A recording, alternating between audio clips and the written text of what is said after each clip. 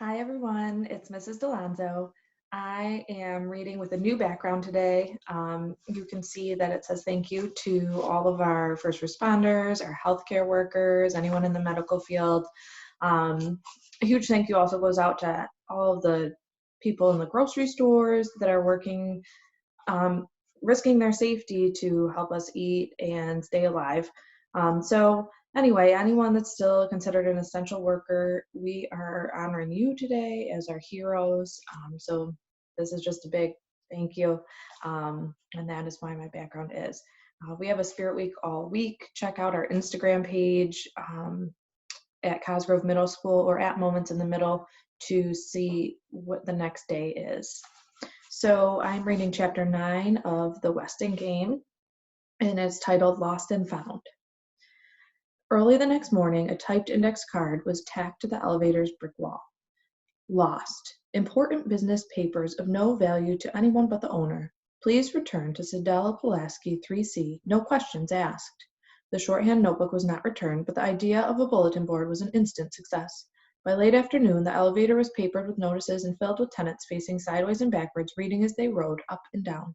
Lost. Silver cross on a filigree chain, topaz pin, and earrings. Gold-filled cufflinks. Return to Grace Windsor Wexler, 3D. Reward. All players willing to discuss sharing their clues come to the coffee shop tomorrow, 10 a.m. Whoever stole my Mickey Mouse clock better give it back. Just leave it in the hall in front of apartment 3D when no one's looking. Turtle Wexler.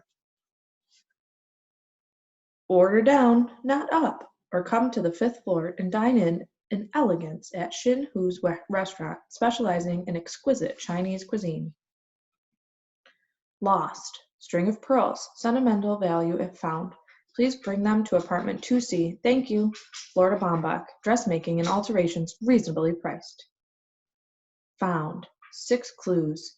The following clues printed on squares of Westing toilet tissue were found in the 3rd floor hallway. Braided kicking tortoise. C. A brat. I'm having an informal party this evening from 8 o'clock on. You are all invited. Please come. J.J. Ford, apartment 4D. Turtle, wherever you are, be home at 7:30 sharp. Your loving mother. So those were just all different things posted on the bulletin board there. Mom, I'm home. No one else was. On reading Miss Wexler's note in the elevator, Florida Bombach insisted, "You must do what your mother says." When Turtle replied, "Like showing her our clues?" Florida Bombach's answer was, "Perhaps so. After all, she is your mother." Florida Bombach was sappy, always smiling that dumb smile, always so polite to everyone, and so timid. When they had finally reached a snowbound broker, Flora Bombach was so nervous she dropped the telephone. Turtle had to admit to some nervousness herself, but it was the first real order she had ever placed. For a minute there, she thought she might choke on the thumping heart that had jumped into her throat, but she had pulled off the transaction like a pro. Now, if only the stock market would go up, she'd show Mr. Westing about refining gold. The next part of the will would read, "Whichsoever pair made the most money with the $10,000 inherits the whole estate." She was sure of it. "Oh, there you are." Grace Wexler acted as if Turtle was a tardy one, but she quickly sweetened. "Come, dear, let's go to your room. I'll fix your hair." Her mother sat behind her on the edge of the narrow bed, loosened the dark brown hair, and brushed it to a gloss. She had not done that with such care in a long, long time. "Have you eaten?" "Mrs. Bombach made me dinner." Turtle felt the fingers dividing the hair into strands. Her mother was so warm, so close. "Your poor father is probably starving. He's been so busy on the phone, changing appointments and all."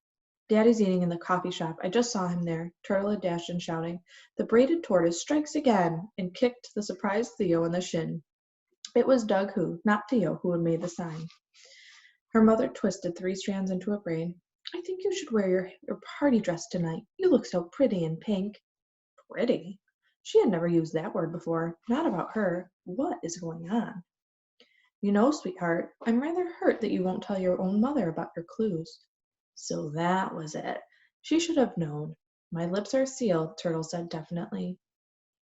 "Just one eensy beensy clue," Grace wheedled, winding a rubber band around the end of the braid.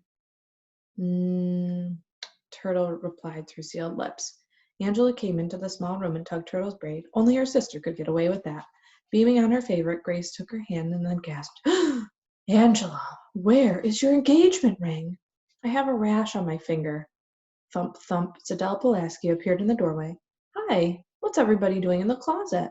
See, I told you this is a closet, Turtle said. Grace ignored the complaint.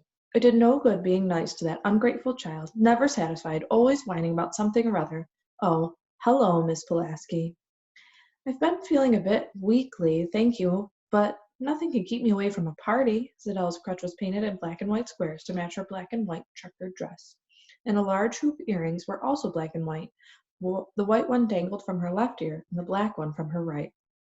The party is such a lovely idea, Grace said, warming up the owner of the shorthand notes.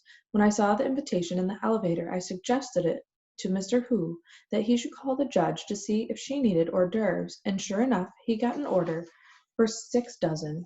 She turned to Angela. Hadn't you better get dressed, dear? It's getting late. It's too bad Dr. D can't escort you to the party, but your father and I will take you.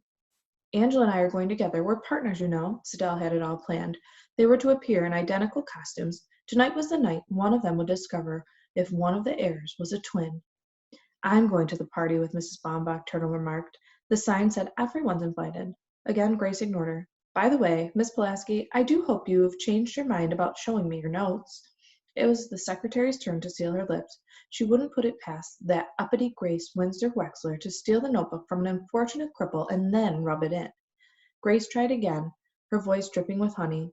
You know, of course, that if I do win the inheritance, everything I own goes to Angela. Turtle bounded up.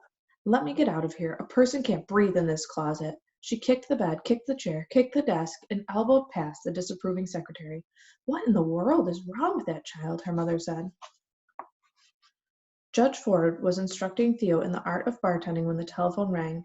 The snowbound newspaperman had found several items in the files. First, the engagement announcement of Angela Wexler to D. Denton Deer. Next, several clippings on a lawsuit brought against Sam Westing by an investor named... Hold on, please. Mr. Hu waddled in with a large tray of appetizers. The judge pointed him to the serving buffet and apologized to her caller. I'm sorry, would you repeat that name? James Hu.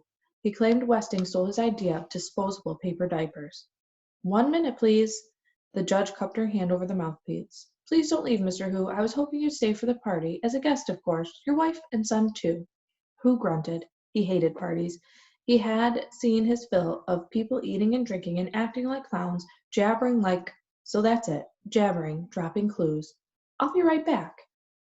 The receiver hissed with an impatient sigh, and the researcher went on. I've got a thick file of sports items on another Hu, a Doug Hu.